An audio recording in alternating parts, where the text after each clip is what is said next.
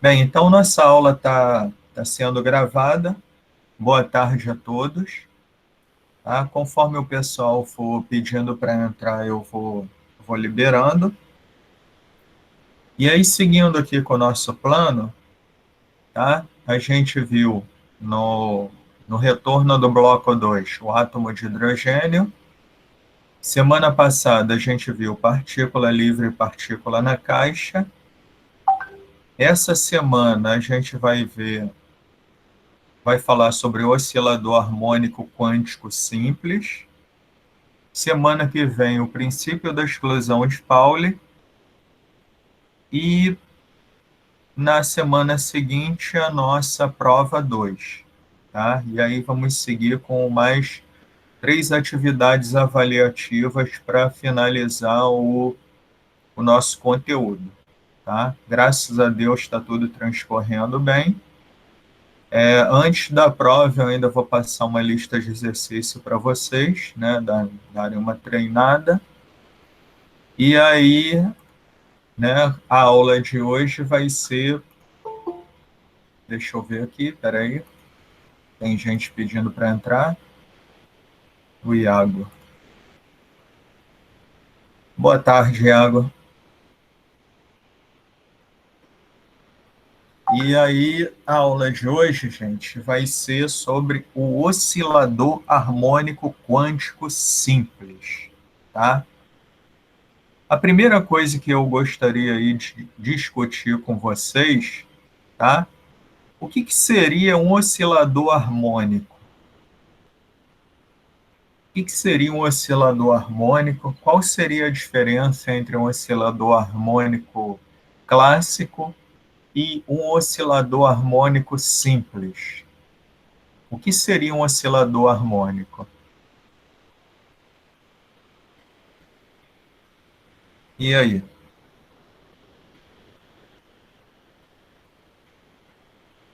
Vocês viram alguma coisa em física 1 sobre isso? Oscilador harmônico.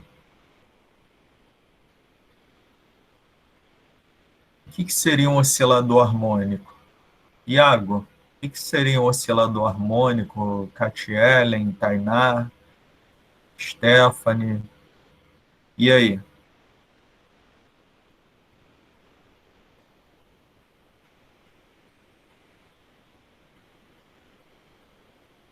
Oscilador harmônico tem alguma coisa a ver com movimento harmônico?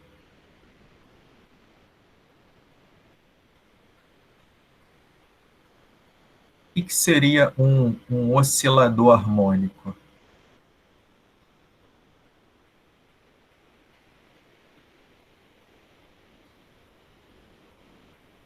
Funções de onda. Não necessariamente, Tainá, porque a gente tem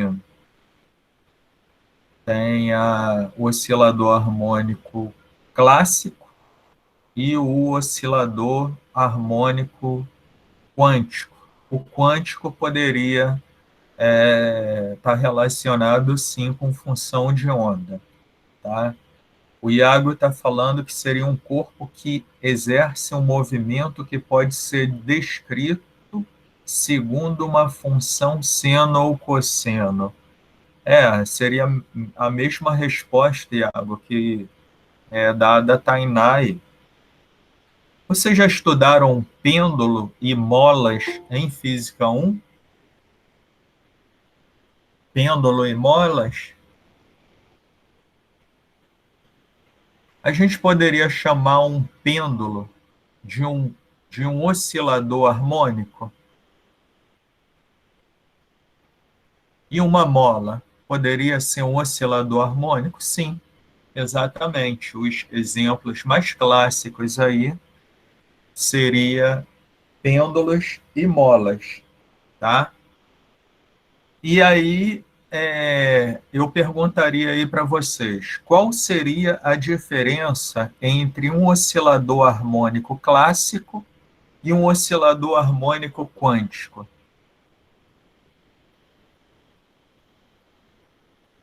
Vou até colocar aqui no chat. Qual a diferença entre um oscilador harmônico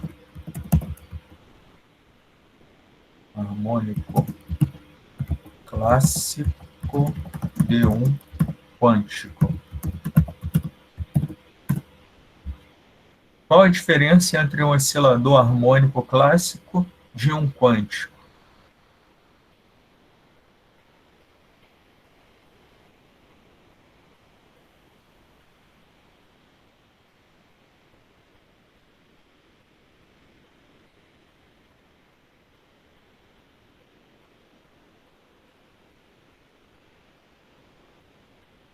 Bem, o Iago está falando que clássico seria uma mola ou pêndulo e oscilador quando e oscilador quântico uma molécula. Então aí, continuando a pergunta ao Iago, a gente não poderia aplicar um oscilador harmônico clássico a uma molécula, Iago?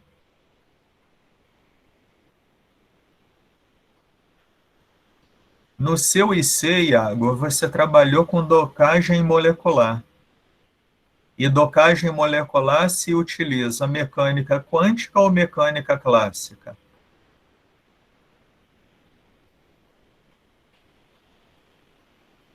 Mecânica clássica. Então a gente poderia. Não, não, Iago. Iago. A docagem molecular a gente utiliza a mecânica clássica, as equações de Newton, tá? Poxa, um ano de IC, Iago, não faz isso não, tá? A dinâmica é clássica também. Os cálculos no MOPAC que são quânticos, tá? E a Tainá está falando aí que quântico seria para as partículas. Não necessariamente, Tainá. A gente poderia utilizar a mecânica clássica para expressar o movimento de uma partícula. Tá? Tanto a mecânica, já que existe a dualidade partícula-onda. Tá? Então, enfim, uma resposta bem óbvia para a diferença entre oscilador harmônico clássico e quântico é bem óbvio. Uma das respostas é que eu não especifiquei. É que o oscilador harmônico clássico é baseado nas equações de Newton, da mecânica clássica, e o quântico na equação de Schrödinger, da mecânica quântica. Mas qual seria a diferença, né, se a gente quisesse expressar fisicamente, né, a diferença entre um oscilador harmônico clássico de um quântico? É que o clássico, né, a gente teria uma única oscilação, né? Por exemplo, se eu tenho duas partículas ligadas, sim, Iago, o modelo de um oscilador harmônico quântico não seria uma onda, seriam várias ondas, tá? Em diferentes níveis energéticos, tá? E o oscilador harmônico, mesmo que sejam duas partículas ligadas, e o oscilador harmônico clássico seria uma única oscilação. E isso é importante para quê? Para a gente entender, por exemplo, como é que funcionariam as ligações químicas clássicas e quânticas, tá? Então, eu comecei a aula de hoje, já está postada no, no Moodle, que o comecei até aqui com o link, né? Dei aqui um link da Wikipédia. Claro, eu chequei as referências bibliográficas, foram realmente tiradas de fontes confiáveis. Mas abrindo esse link aqui, a gente começa aqui com uma. Ele resumiu bem aqui, né? Eu gostei desse link, tá? Ele fala o seguinte, que o oscilador harmônico quântico é o análogo, né, mecânico quântico do oscilador harmônico clássico. Análogo, não é a mesma coisa. É um dos sistemas modelos mais importantes em mecânica quântica, já que qualquer potencial pode ser aproximado por um potencial harmônico nas proximidades do ponto de equilíbrio, ou melhor, ponto de mínimo, que a gente conhece em nível molecular como estado fundamental, né? Além disso, é um dos sistemas mecânico-quânticos que admite uma solução analítica precisa para a equação de Schrödinger. Então ele começa aqui, ó, tá bem resumido, no nosso material está mais completo, né? Como é que ficaria o hamiltoniano, a energia e as autofunções, tá? Então, no problema do oscilador harmônico monodimensional, uma partícula de massa m está submetida a um potencial quadrático. A gente sabe o quê? Que para uma mola, a gente teria bacana a animação aí que o Google fez, né? Frequência angular, né? Botou um smile aí, uma carinha, e aí rodando aí. Bem bacana isso aí, não tinha reparado. Mas a gente sabe que para uma mola, força é igual menos kx. E que a energia potencial da mola é dado por meio de kx2, em que K é a constante da mola, tá? Em mecânica clássica, K é igual m ômega ao quadrado. Se denomina constante de força ou constante elástica e depende da massa da partícula e da frequência angular ômega. E o hamiltoniano quântico da partícula é dado por operador momento ao quadrado sobre 2m mais meio de m ômega 2, né, operador posição ao quadrado, né? Que aqui falam onde o x chapeuzinho é o operador posição e p chapeuzinho é o operador momento, que a gente viu que é dado por menos ih cortado d-rom x, tá? E o primeiro termo representa a energia cinética da partícula, enquanto o segundo representa a energia potencial, com o fim de obter os estados estacionários, ou seja, autofunções e os autovalores do hamiltoniano ou valores dos níveis de energia permitidos. Temos que resolver a equação de Schrödinger independente do tempo. Então, só para começar nessa história aqui, da energia potencial de um oscilador harmônico quântico, se a gente for plotar essa função em qualquer aplicativo de plotagem de função, né, o mais fácil de se utilizar aqui é o próprio Genoplot. É o mais fácil de usar, né? Então, se eu vou dar uma limpadinha na tela aqui e aumentar um pouquinho, só para a gente ter, para vocês verem aí, tá? Então, vou executar o Genoplot e vou pegar uma função de x que representa a energia potencial de uma mola, que é dado por meio de kx ao quadrado, tá? Então, vou botar aqui meio de k, vou chamar aqui k de, sei lá, 0,8. Vamos supor que a constante elástica dessa nossa mola seja 0,8. E o meu, vou chamar de V de x, que a nossa função energia potencial é dado por meio de K. Vou botar mais um parênteses aqui, para não dar problema. Meio de K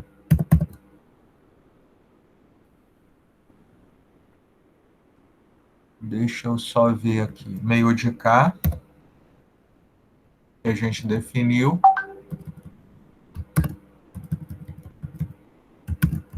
X2, tá? Então, energia potencial é igual ao meio de Kx2. E aí, se eu for plotar essa função, tá muito pequenininho aqui. De repente, a escala não está favorecendo a gente, tá? Então, talvez eu tenha que reduzir essa escala daqui, porque senão a gente vai ver uma reta. Mas se eu colocar aqui, de repente, Deixa eu aumentar o K aqui. Vou botar K igual a 5. Meio de Kx2, que é o K. Não, na realidade, é Kx2 sobre 2, né? Kx2 sobre 2. K é igual a K vezes X2 sobre 2. E vou plotar a minha função. Aí, ó, tá? Então, a gente tem o quê? Né? A energia, né, do estiramento e da contração de uma mola, expressa pela função f de x igual a kx2 sobre 2, que é a própria energia potencial da mola em função do estiramento ou da compressão dessa mola, em que o estiramento ele vai estar do zero para a direita e a compressão da mola, compressão da mola vai estar do zero para a esquerda.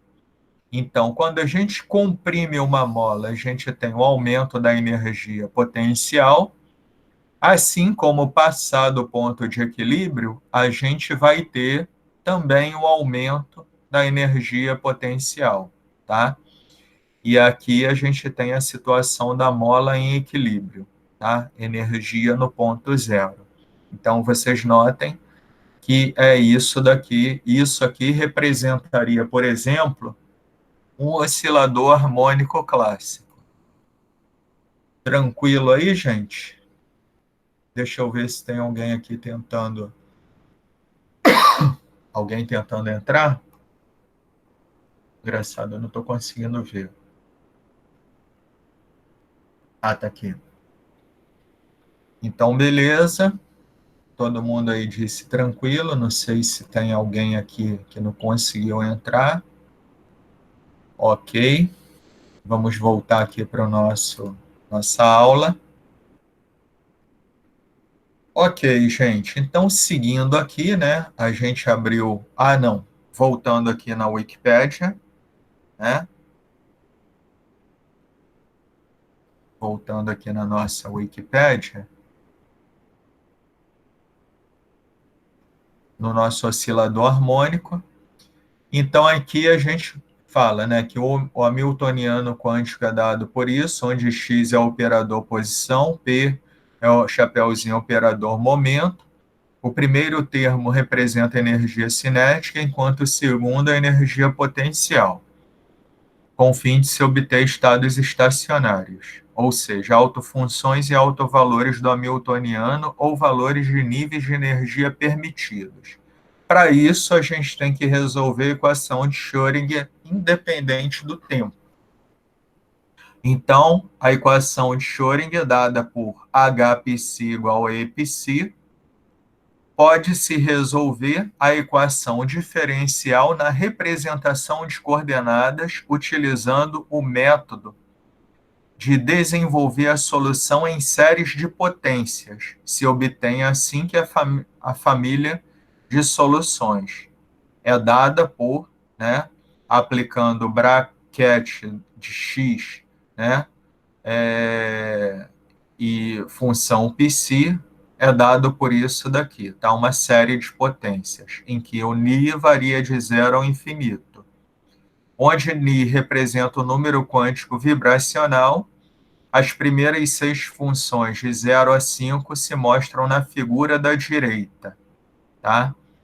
Que são os polinômios de Hermite, tá? Que aí é dado por Hnx é igual a menos 1 elevado a n, e elevado a x2, dn, dxn, e elevado a menos x2. Isso aí é uma série, né, que simplifica a resolução, né, que facilita a resolução. E aí ele jogou direto, né? Não se devem confundir com o hamiltoniano, que às vezes se denota por H ainda, que é preferível utilizar a notação H chapeuzinho para evitar confusões. E os níveis de energia são dados por Ni é igual a H cortado ômega vezes V, né? Ou Ni, né? Eu acho que ele quer representar o Ni aqui, mais meio, que esse Ni varia de zero ao infinito.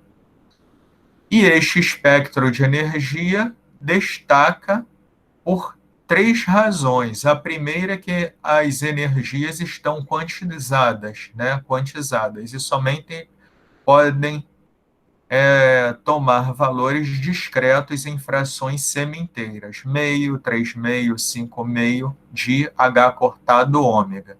Esse resultado é característico dos sistemas mecânico-quânticos. A segunda é que a energia mais baixa não coincide com o mínimo do potencial, zero neste caso. Assim, a energia mais baixa possível é dada por H cortado ômega sobre 2, e se denomina energia do ground state, ou do estado fundamental, ou melhor, também conhecida como energia do ponto zero, né? Aí vem, a última razão é que os níveis de energia estão igualmente espaçados, ao contrário do modelo de Bohr ou da partícula em uma caixa. Convém destacar que a densidade de probabilidades do estado fundamental se concentra na origem, ou seja, a partícula passa mais tempo no mínimo do potencial, como seria de se esperar em um estado de pouca energia. À medida que a energia aumenta, a densidade de probabilidade se concentra nos pontos de retorno clássicos, onde a energia dos estados coincide com a energia potencial. Esse resultado é consistente com o oscilador harmônico clássico para o qual a partícula passa mais tempo, né? Então, aqui tem algumas aplicações em moléculas diatômicas e as referências. Ou seja, ele resumiu o oscilador harmônico quântico basicamente em uma, duas, três, quatro, cinco, 6 equações, tá? E aí acabou a história, mas só que não é bem assim, tá? Tem uma sequência de deduções, uma sequência de formalismo matemático até a gente chegar às funções de onda do oscilador harmônico quântico simples, além da energia dessas ondas em diferentes níveis de energia. É claro que aqui a Wikipédia ela resumiu, né? Assim como a maior parte dos livros resume um conteúdo. Então, a gente seguindo aqui a nossa aula, tá?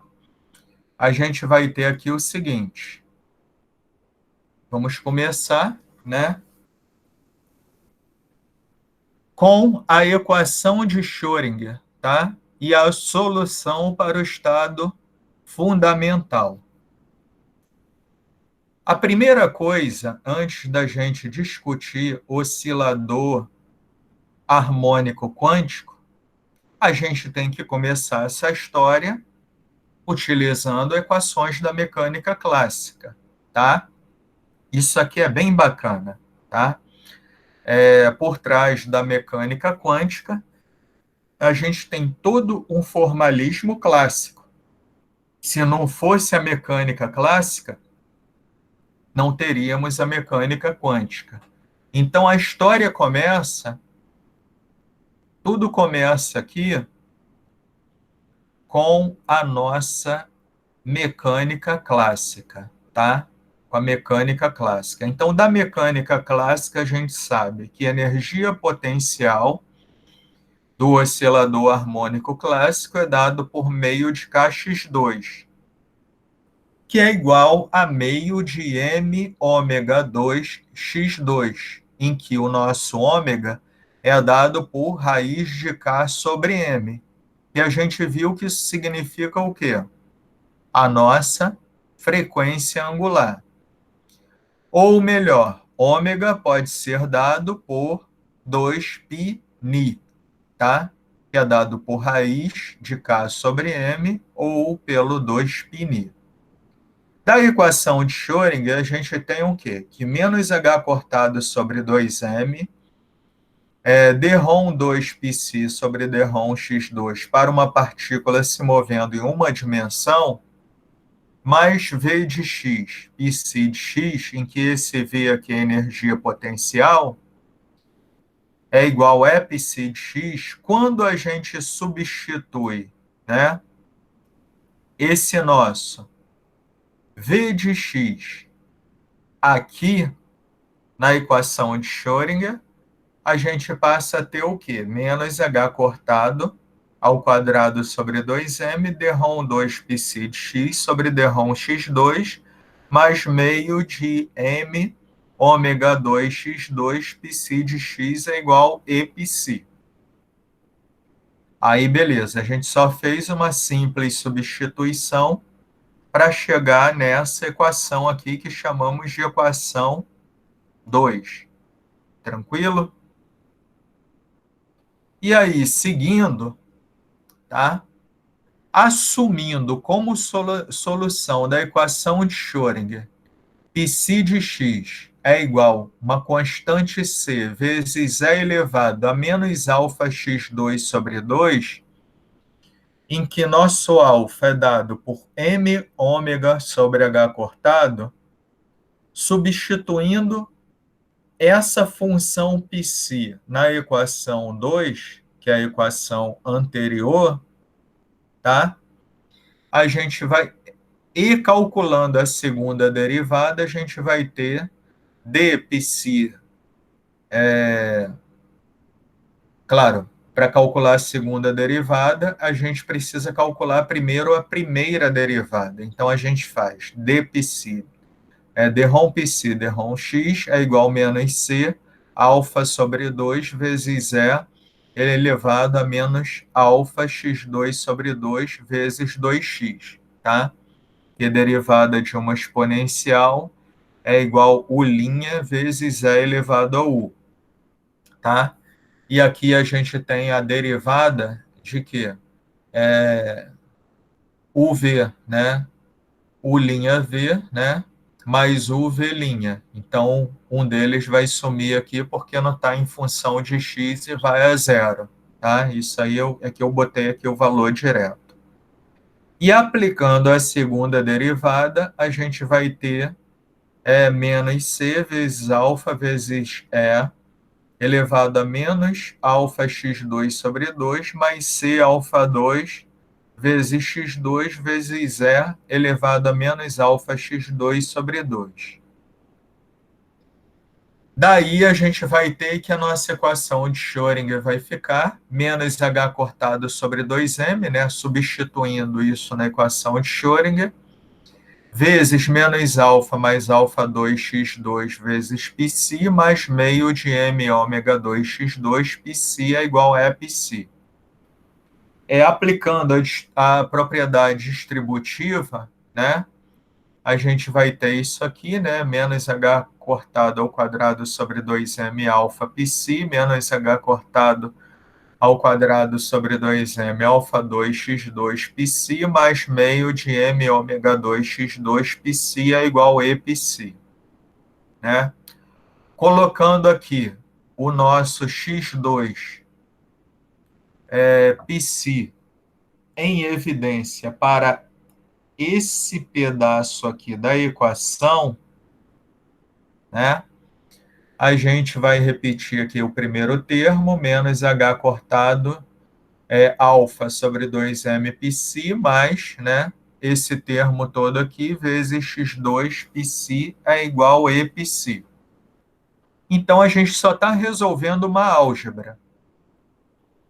E aí, para que isso seja uma solução da equação de Schrödinger para todo x, os coeficientes de cada potencial de x devem ser iguais. Isso nos dá um método de fixação das condições de contorno para a equação diferencial, tá? Então, para isso aí ocorrer, né? Assim, se isso daqui for solução da equação de Schrödinger, né? Quando a gente tem a solução, esse termo daqui vai ter que ser igual a zero, né? É o que ele está falando. Isso aí vai nos dar uma condição de contorno. Então, rearranjando isso daqui, né? Passando esse cara aqui para o outro lado, né? E aqui, multiplicando ainda por menos 1, multiplicando por menos 1, a gente vai chegar ao quê? Que alfa é dado por m ômega sobre h cortado. Daí, a gente chega que a energia do oscilador harmônico quântico deverá ser, pelo menos, é igual delta P ao quadrado sobre 2m, né, que é a variação do momento, mais meio de m ômega 2 vezes delta x ao quadrado, em que o nosso delta x representa a posição e o nosso delta P representa o momento, tá? Aí vem uma coisa importantíssima aí que eu não falei para vocês quando a gente falou do princípio da incerteza de Heisenberg, tá? Que, que ele pode ser representado... Ah, não, a gente falou assim, né? Quando a gente aplicou o comutador momento e posição, isso aí vocês se lembram, né? Quando aplicamos o comutador momento-posição, a gente viu o quê? Que o comutador do momento-posição é dado por h cortado sobre 2, que é diferente de zero. Então, se o comutador momento-posição é dado por menos h cortado sobre 2, que é diferente de zero, a gente sabe que o quê? Que ΔX vezes ΔP, né, é dado por menos h cortado sobre 2. É uma outra forma de representar o comutador, né, fazer o produto dessas duas variáveis aqui. Daí, a gente tendo, né, que ΔX vezes ΔP é igual a menos h cortado sobre 2, e substituindo isso aqui na equação, né, que eu vou chamar de... Eita, o que ele fez aqui? Tem como desfazer isso ou não? Se eu substituir, né, isso daqui nessa equação que eu chamei de estrela, a gente vai obter que a energia do oscilador harmônico vai ser dado por h cortado ao quadrado sobre 8m vezes ΔX ao quadrado mais meio de m ômega 2 vezes ΔX ao quadrado. Nossa equação 4. Aí, seguindo, né, minimizando pela derivação em relação à posição e igualando a zero, a gente vai ter que menos h cortado ao quadrado sobre 4m vezes ΔX ao cubo mais m ômega 2 ΔX igual a zero. E se resolver em função de ΔX, a gente vai ter que o nosso ΔX vai ser igual a raiz de H cortado sobre 2m ômega. Substituindo a nossa equação 5 em 4, a gente vai ter o menor valor de energia permitido. Que aí, se a gente substituir, voltando aqui, o 5, né, em 4, né, que o ΔX é igual a isso daqui, né, raiz de H cortado sobre 2m ômega, né, substituindo aqui, aqui, resolvendo essa álgebra, a gente vai chegar que a energia do ponto zero, ou melhor, energia do estado fundamental, é igual a H cortado ao quadrado sobre 8m vezes ΔX ao quadrado, mais meio de m ômega 2 vezes ΔX ao quadrado. Resolvendo isso daqui, né, a gente vai ter, né, aplicando MMC e tudo mais, e resolvendo que isso aqui é igual a H cortado vezes ômega sobre 4, mais H cortado vezes ômega sobre 4, que vai dar 2H cortado ômega sobre 4, e daí vai ser igual a H cortado ômega sobre 2. Então, essa energia aqui vai ser a nossa energia do ponto zero ou do estado fundamental, tá? Energia do ponto zero ou estado fundamental, como descrito aqui, né?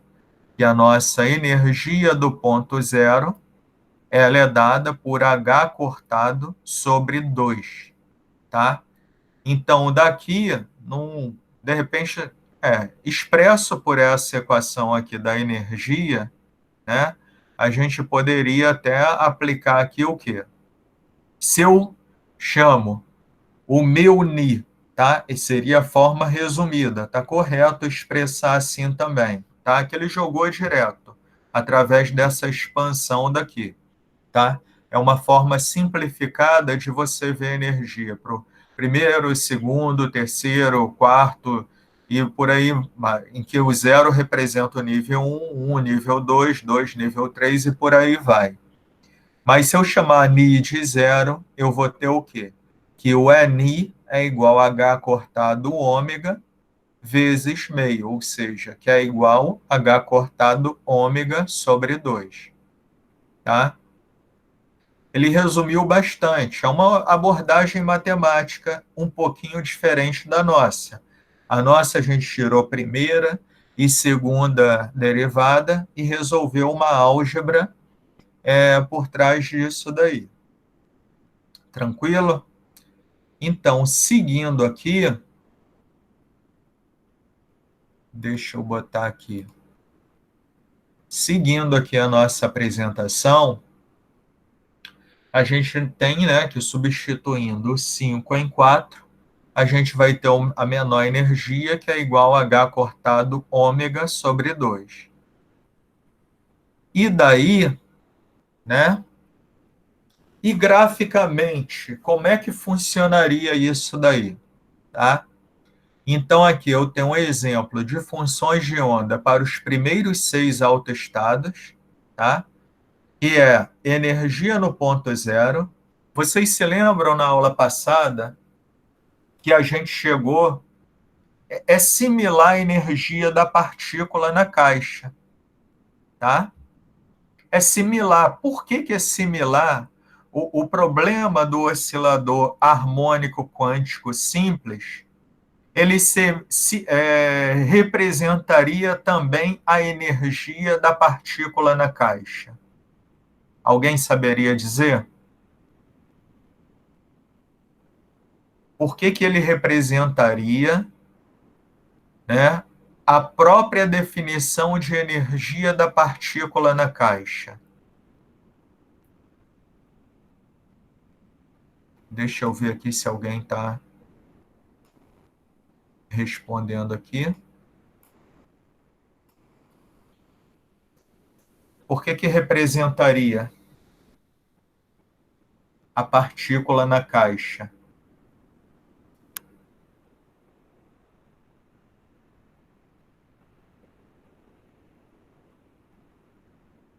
Bem, para ajudar vocês a responderem essa pergunta, tá? O que que representaria essa parábola daqui? O que que representaria essa parábola?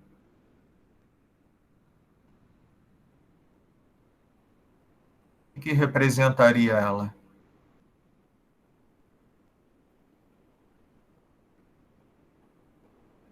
Representaria a energia potencial.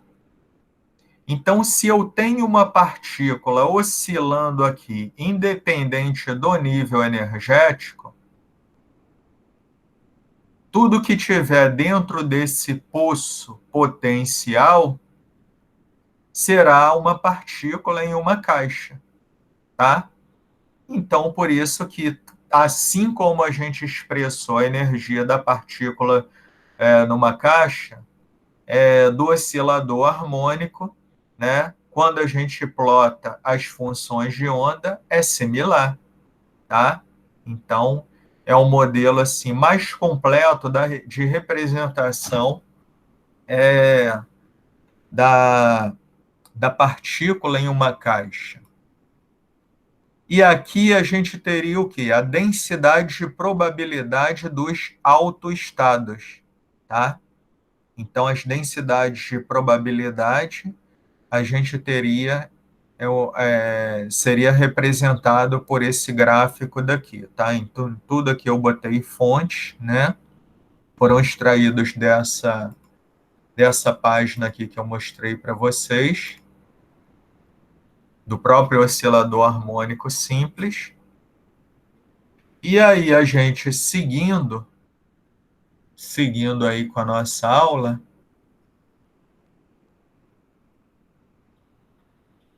a gente vai ter o seguinte.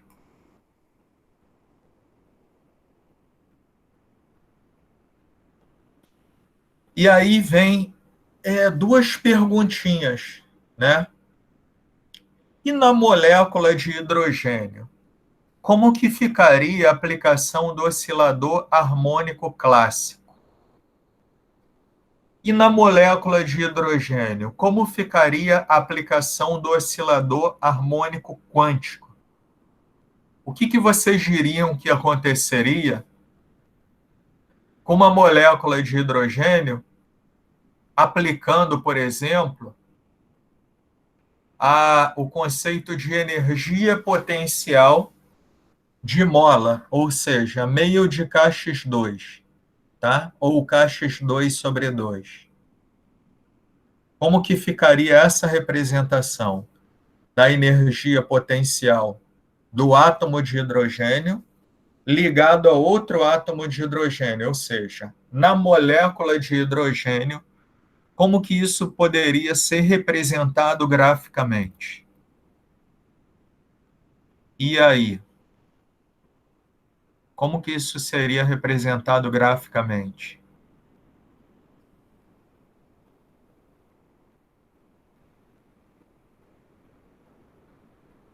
Hein, pessoal?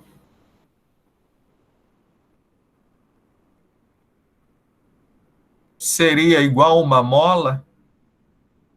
Seria parecido com uma mola? Potencial de uma mola?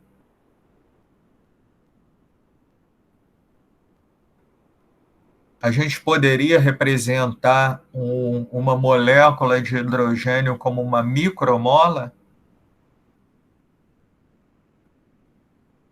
Bem, para responder a nossa primeira pergunta,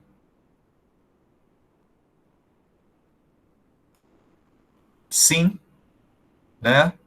Representaria, né, o potencial de uma mola. É como se eu tivesse um átomo de hidrogênio né? Eu vou pintar aqui, ligado ao outro átomo de hidrogênio por esse modelo aqui de molinha, né? Então poderia sim, tá? Supondo que esse átomo de hidrogênio está fixo, né? E esticando esse átomo de hidrogênio aqui, a gente vai ter um aumento da nossa energia potencial, tá? E se eu comprimir esse átomo de hidrogênio em direção ao outro átomo de hidrogênio, eu teria também um aumento da energia potencial nesse sentido daqui, tá?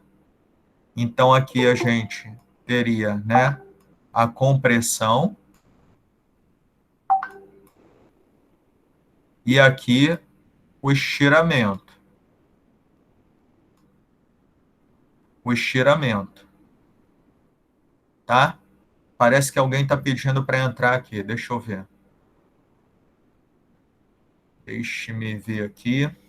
Só um minutinho.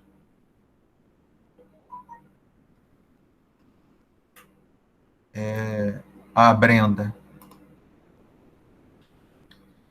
Então, gente, boa tarde, Brenda. A gente teria, né, voltando aqui, é, é pena que ele apaga o que eu desenhei aqui, né?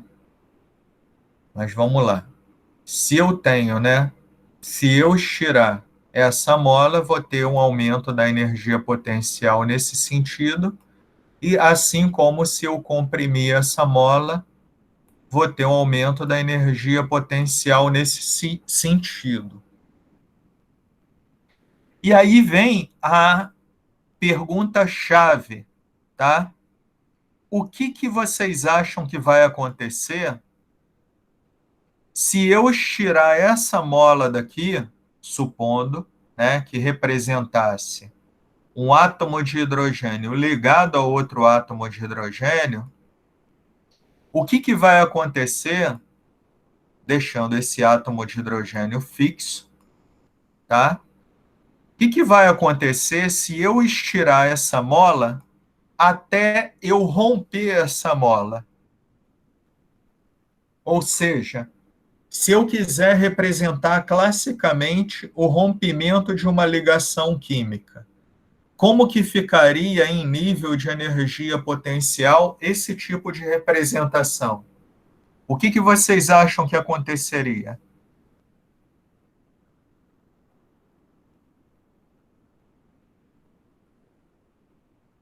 O que vocês acham que aconteceria se eu tirasse essa mola até o rompimento dela?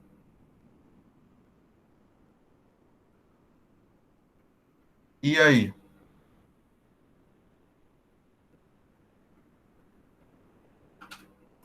O que vocês me falam? Se eu tirasse ela até o rompimento?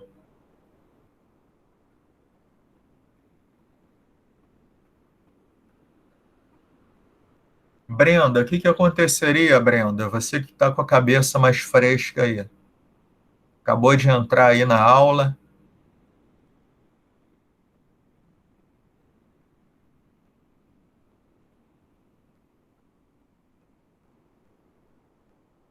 E aí, gente, o que aconteceria? Iago, o que você acha? O que aconteceria se eu.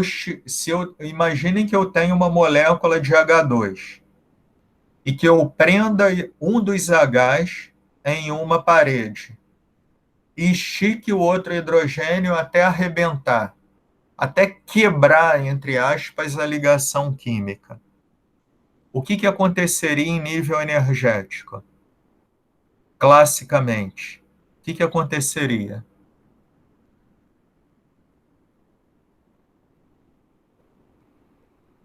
Hein?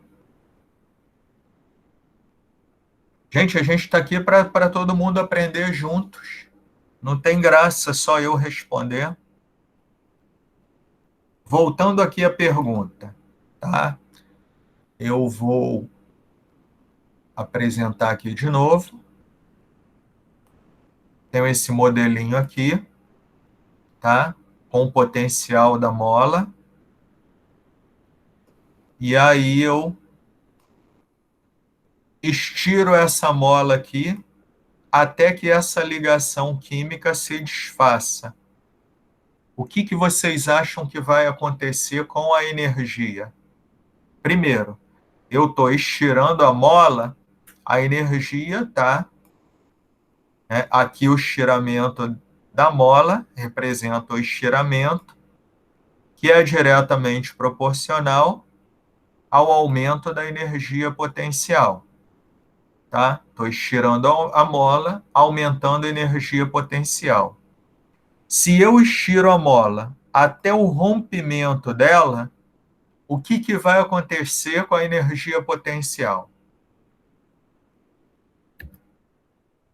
O que vai acontecer com a energia potencial?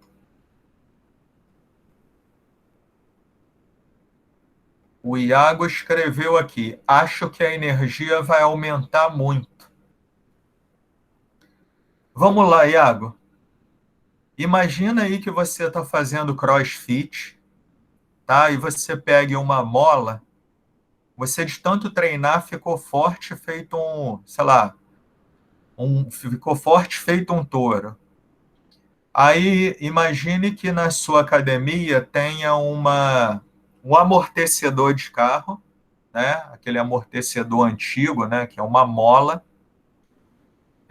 blindada numa parede.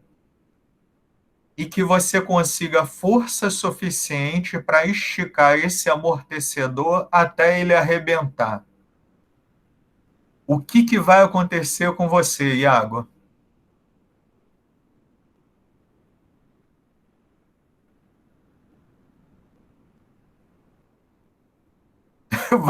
Exatamente. Vai ser lançado longe, né? Vai levar uma pancada tão violenta dessa mola que você vai ser lançado longe. E isso vai ser expresso através de quê? Tá? Isso aí vai ser expresso através de quê? O bacana, gente, da mecânica clássica e a mecânica quântica é que a gente pode usar muito a nossa imaginação para entender ou interpretar alguns fenômenos, tá? Então, se eu pegar e estirar essa bolinha daqui até o rompimento dessa mola, isso aqui vai ser expresso em quê? Um estouro energético. Então, eu posso dizer que a minha energia vai dar meio que uma explosão energética tendendo ao infinito.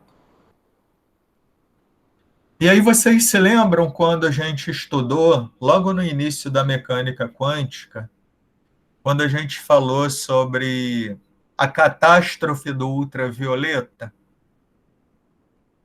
na aproximação lá de Planck, né?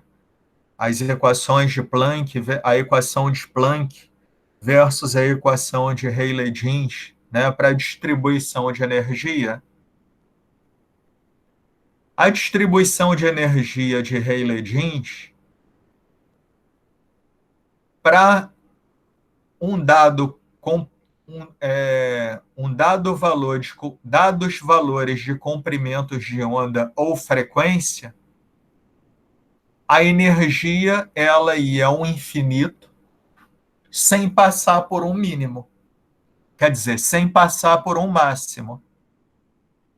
E aí, né, se eu pegar aqui, por exemplo, densidade de energia que eu vou chamar de ρ, e aqui eu tenho o meu comprimento de onda, enquanto a distribuição de Planck é dada por essa representação daqui, a de Rayleigh-Jeans, ela acabava tendendo ao infinito, tá? Sem passar por um máximo, diferente aqui da distribuição de Planck, que ela passa aqui por um máximo, né? diferente da distribuição de Planck. E o mesmo ocorre aqui. E esse tipo de abordagem aqui, se você estirar uma mola até a mola arrebentar, ou melhor, se você estirar uma ligação química e representar isso pelas equações da mecânica clássica, até essa ligação se romper, vai mostrar para a gente o quê?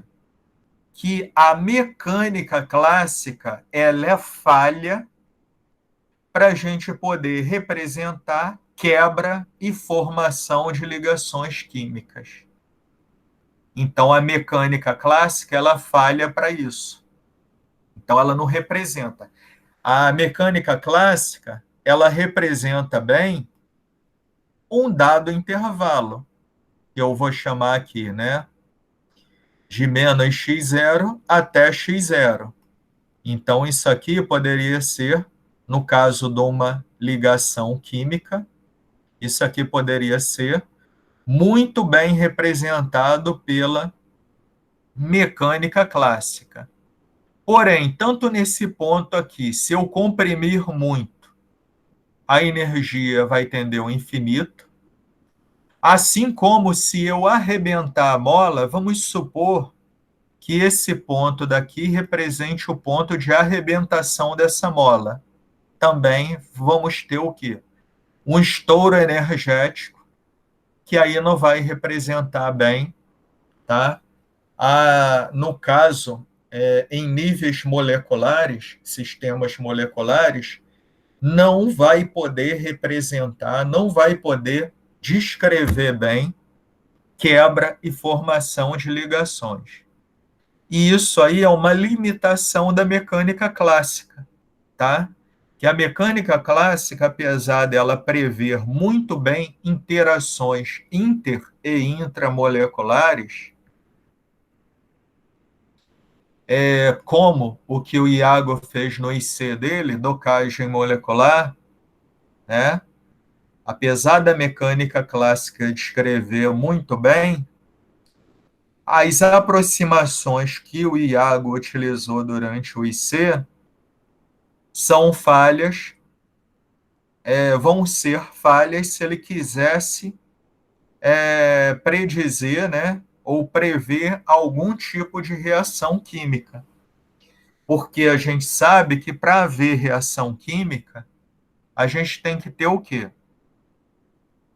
Rompimento e formação de ligação química, tá?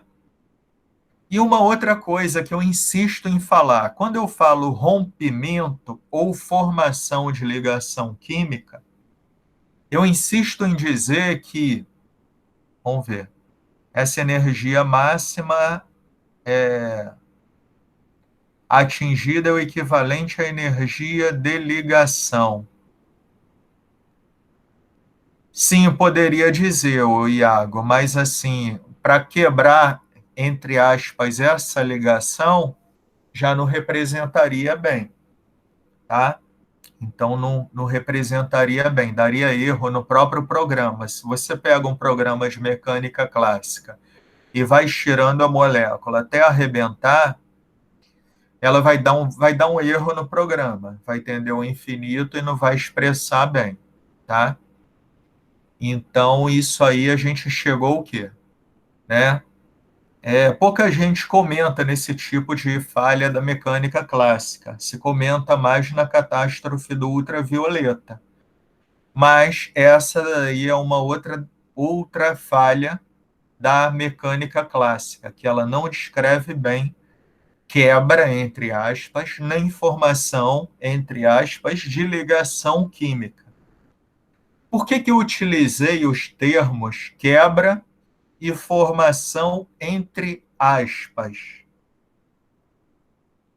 O que vocês acham? Eu consigo quebrar uma molécula? Como é que ocorrem as ligações químicas? Como é que se desfazem as ligações químicas?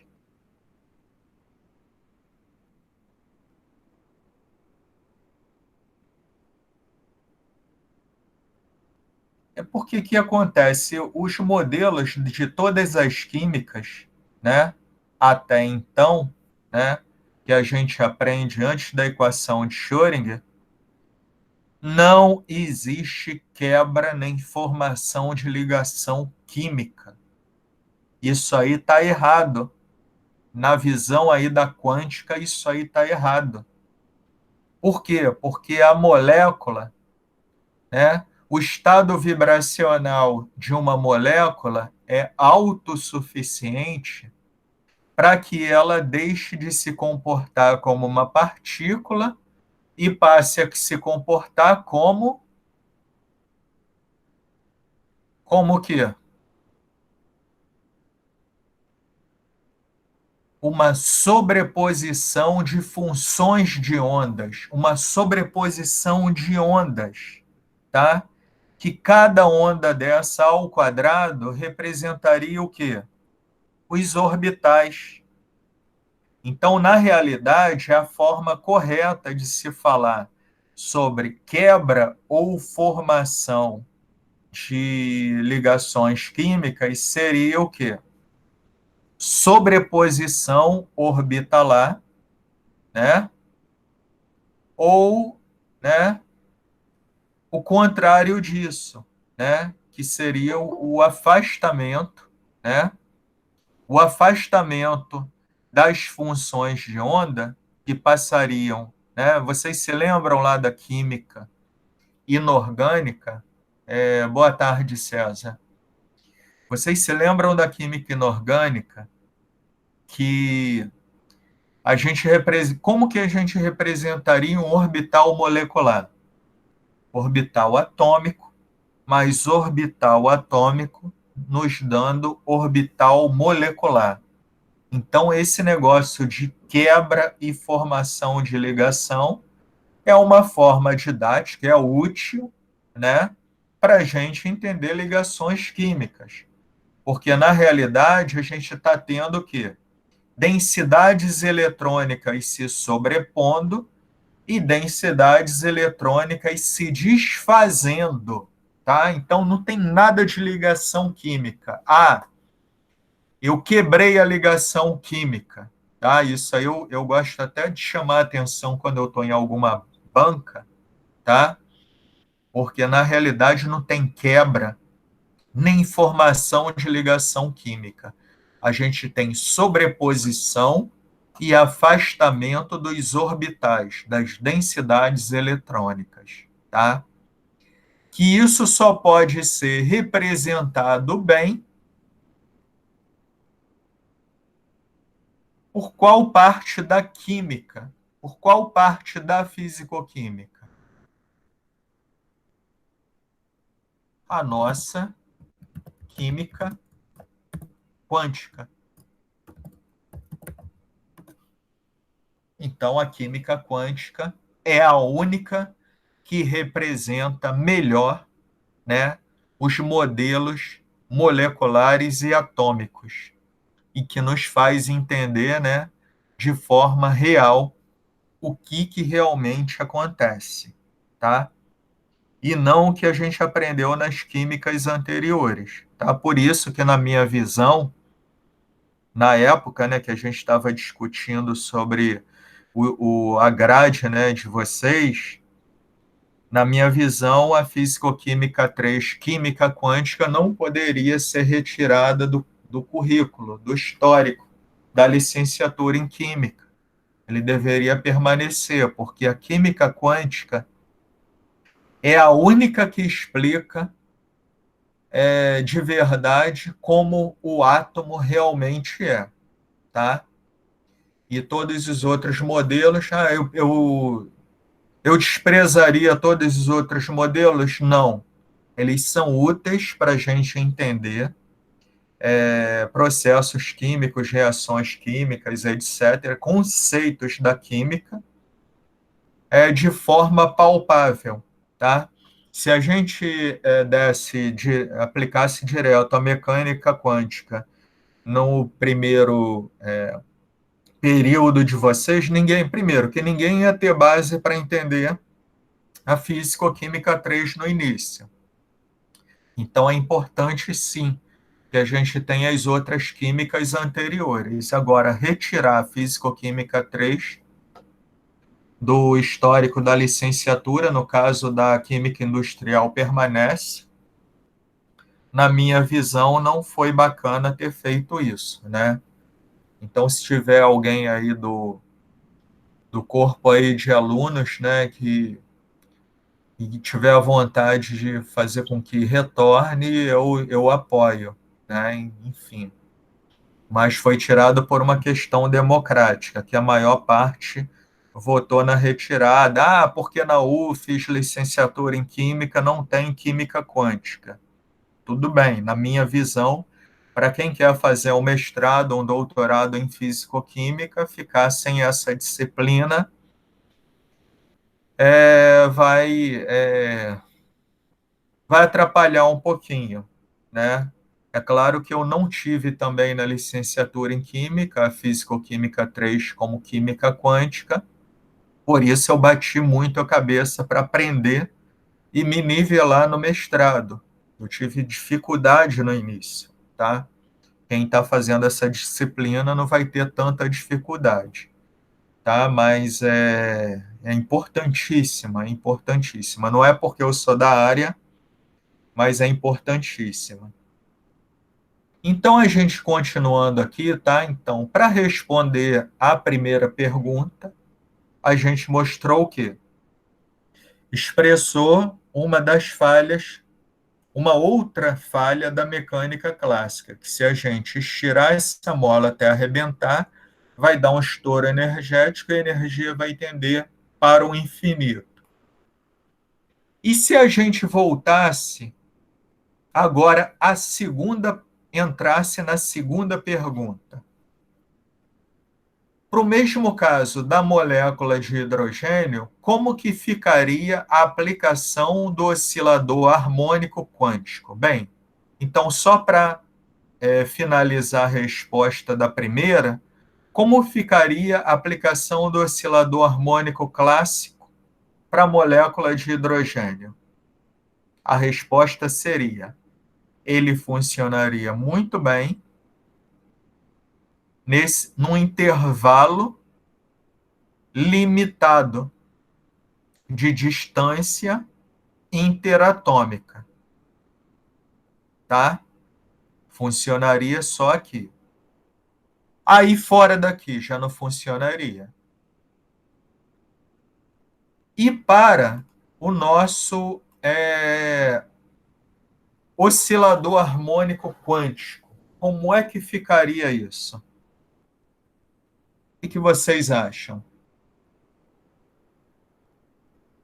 Utilizando agora o oscilador harmônico quântico.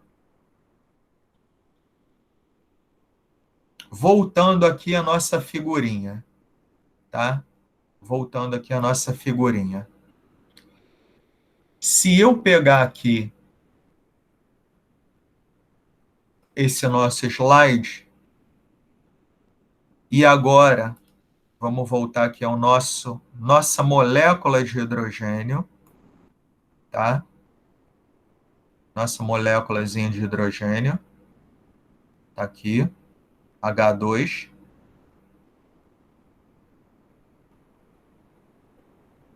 E agora, quanticamente, o que aconteceria se eu tirasse essa ligação até essa ligação química se romper, entre aspas? Porque a gente viu que não é rompimento. O que aconteceria quanticamente agora? Porque quando a gente aproxima, a gente tem sobreposição orbitalar. E aí, quando a gente afasta, a gente tem afastamento, ou seja, a sobreposição orbitalar começa a se desfazer, tá? o que aconteceria com essa energia se eu a afastasse, né? Vamos supor aqui, para a molécula de H2, se eu não me engano, essa distância é aproximadamente 1 angstrom. 0,7, 0,8, 1 angstrom, tá? Então, na realidade aqui eu tenho, né? Não, na realidade aqui, desculpem, não representei bem aqui, aqui. Nesse ponto daqui de equilíbrio, tá? A distância, né? Não, na realidade aqui eu tenho um ponto de equilíbrio. Aqui está o afastamento e a compressão, não é no ponto de equilíbrio. Vai chegar a um ponto tal que é igual a 1 angstrom, que é o comprimento da ligação HH estável, aproximadamente 1 angstrom. Mas se eu estirar, estirar, estirar, até passar do, teoricamente, ponto clássico máximo permitido, o que vocês acham que iria acontecer quanticamente com esse diagrama de energia? O que vocês acham que iria acontecer com isso daí?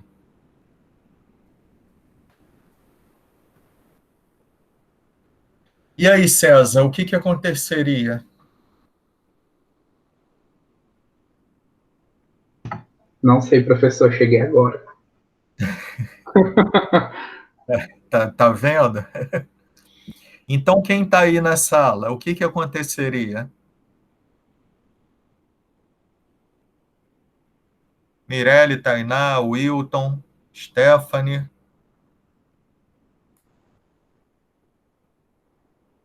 Júlia, Catielen, Priscila, Stephanie, o que aconteceria, gente?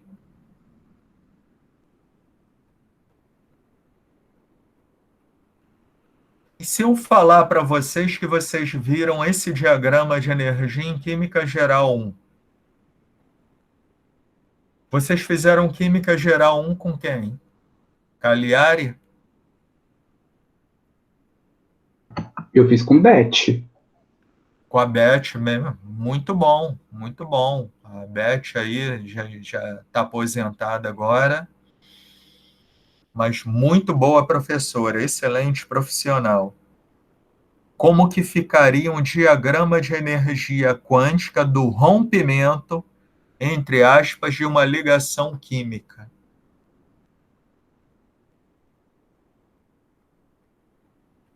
Bem, pelo visto aí vocês não se lembram, né? Ele ficaria assim, gente, quer ver? Ele ficaria assim, então eu teria aqui, né, uma energia alta, né, de um átomo próximo ao outro, e aí chegaria no afastamento tal que seria representado por isso daqui, ó. Então teria um aumento, e aí ela se normalizaria num valor constante de energia. Então não haveria esse estouro energético, em que nesse poço de potencial a gente representaria a nossa partícula em uma caixa. Representação da partícula em uma caixa, tá? Então, tudo que aqui tiver aqui dentro, a gente tem a representação de uma partícula em uma caixa. Claro, em diferentes níveis energéticos.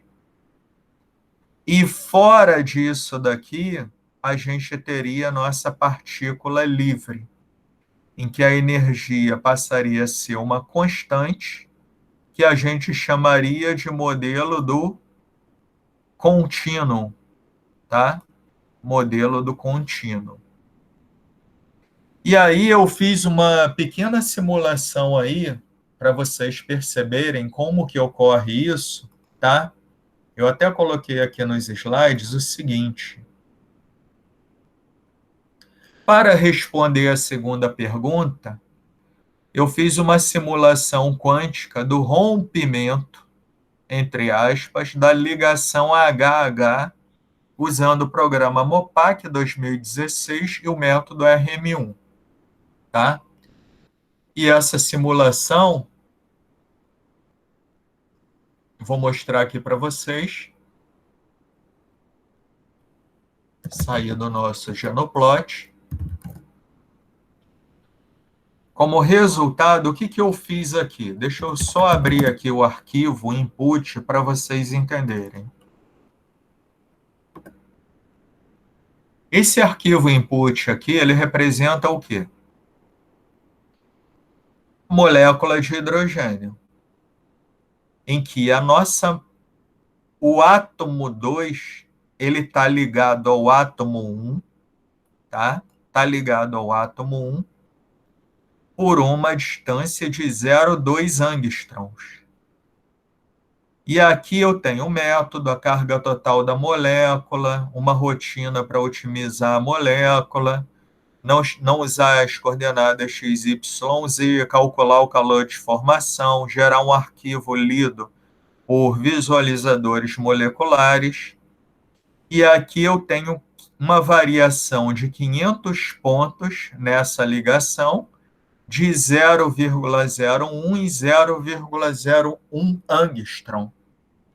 Então, se eu multiplicar 500 por 0,01, eu vou ter um estiramento total de quantos angstroms? 5 angstroms. Poderia colocar mais? Poderia, mas eu deixei 500. Então, esse input aqui, ele vai simular o quê?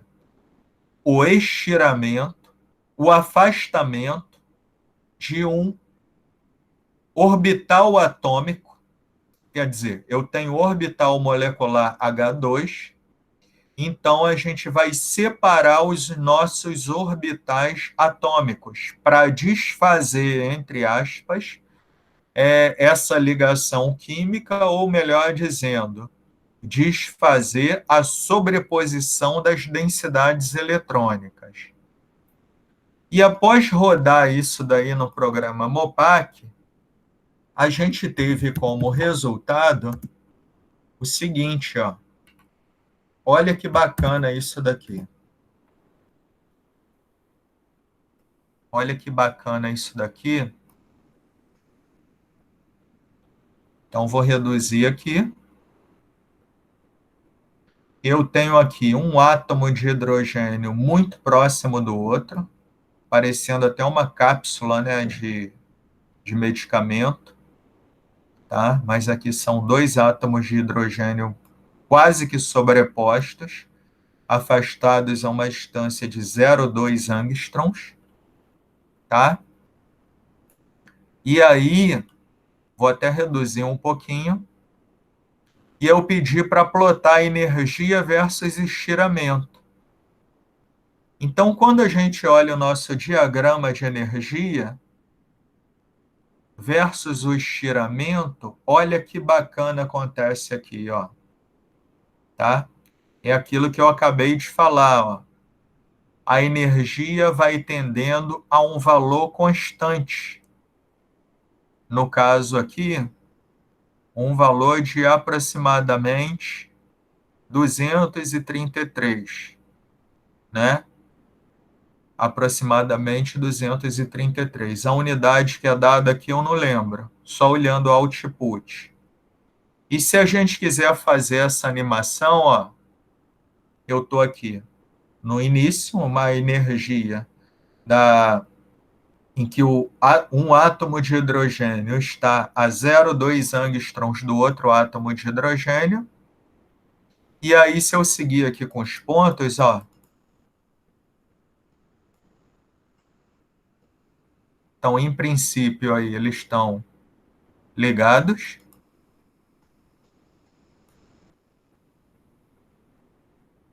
Né? Molécula de H2. Aí vou estirando, ó. a energia vai aumentando e eles vão se separando, ó. Que bacana. Se a gente quiser ver isso um pouquinho mais rápido, é só apertar a Move aqui, ó. Tá? Então, olha só. Novamente aí, ó. Energia quântica versus afastamento. Em que nesse trecho daqui, até esse trecho daqui mais ou menos, a gente poderia representar o quê? A nossa partícula na caixa, ela está sujeita a uma energia potencial. E a partir do momento que a energia se torna uma constante, energia potencial uma constante, a gente passa a ter o quê? A partícula livre. Livre de um potencial externo, ou seja, o nosso modelo do contínuo. Tá? E onde que estaria o nosso oscilador harmônico nesse tipo de representação? Estaria oscilando mais ou menos aqui, ó. E aí, para eu transpor essa barreira energética, eu tenho que ir além da energia do oscilador harmônico. E isso daí é importante para quê também?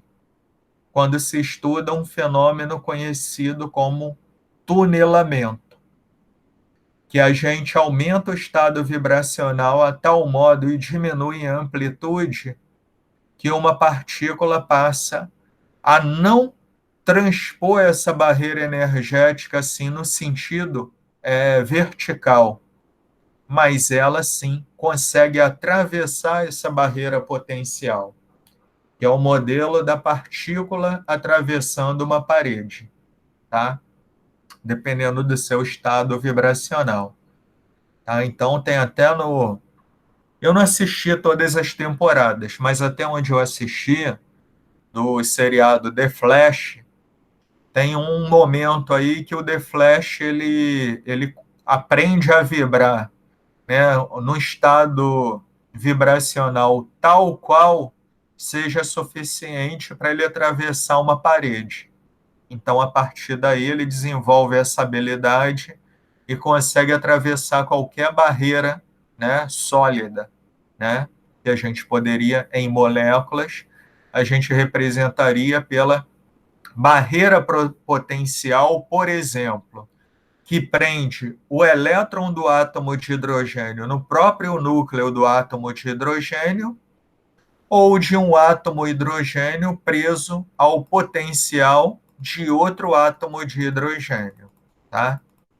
Então, aqui, nesse ponto daqui, eu teria mais ou menos o ponto de equilíbrio, que a gente pode até ver a medida aqui, ó. Deixa eu medir essa distância.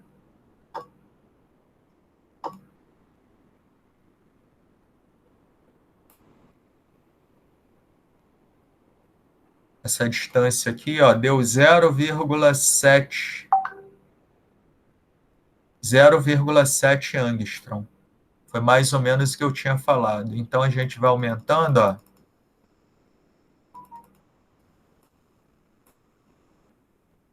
Um angstrom, ó.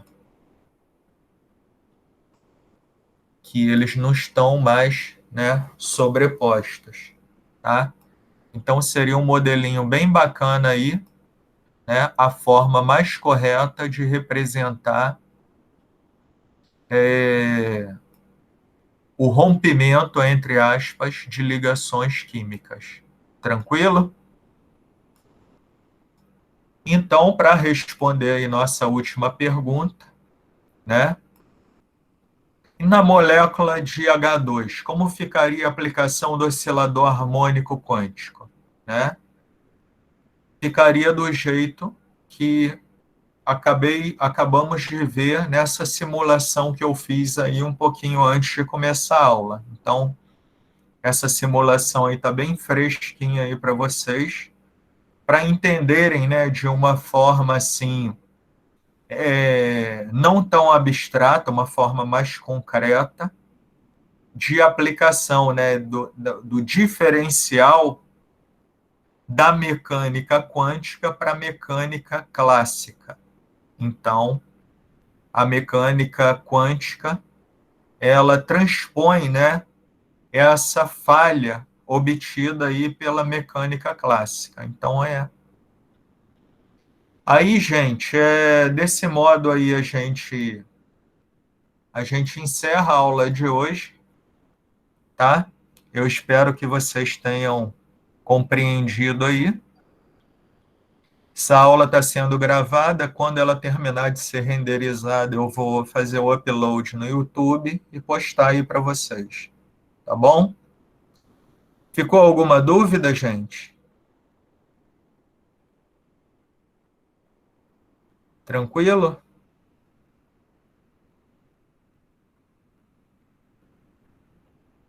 O Iago, ela poderia ficar com energia potencial constante igual. Não, o Iago, não é igual a zero, é constante, tá?